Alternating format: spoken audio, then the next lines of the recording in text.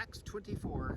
5 days later, Ananias, the high priest, came down with some elders and a lawyer named Tertullus.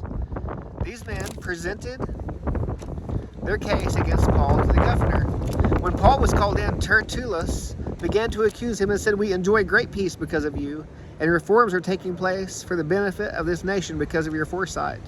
We acknowledge this in every way and everywhere, most excellent Felix, with utmost gratitude, but so that I will not burden you any further, I request that you will be kind enough to give us a brief hearing. For we have found this man to be a plague, an agitator among all the Jews throughout the Roman world, and a ringleader of the sect of the Nazarenes.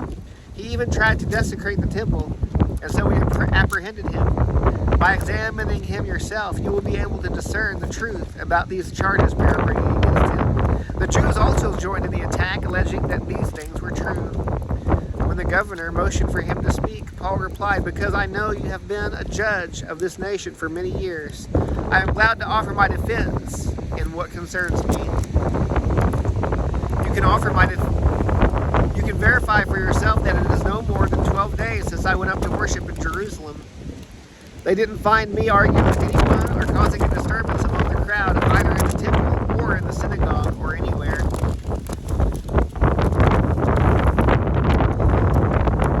In the city.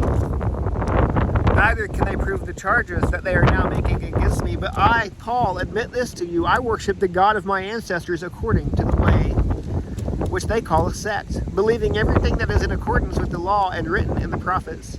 I have a hope in God, which these men themselves also accept, that there will be a resurrection, both of the righteous and the unrighteous. I always strive to have a clear conscience toward God and men. After many years, I came to bring charitable gifts and offerings to my people. While I was doing this, some Jews from Asia found me ritually purified in the temple, without a crowd and without any uproar. It is they who ought to be here before you to bring charges if they have anything against me.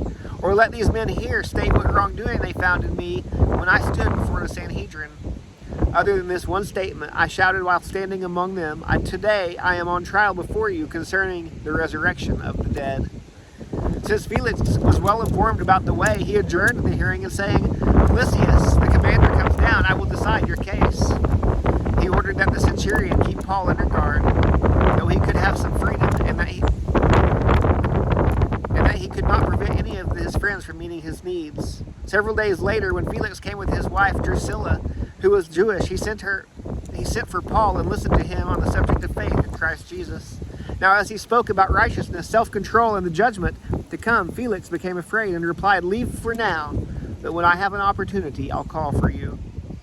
At the same time, he was also hoping that Paul would offer him money, so he sent for him quite often and conversed with him.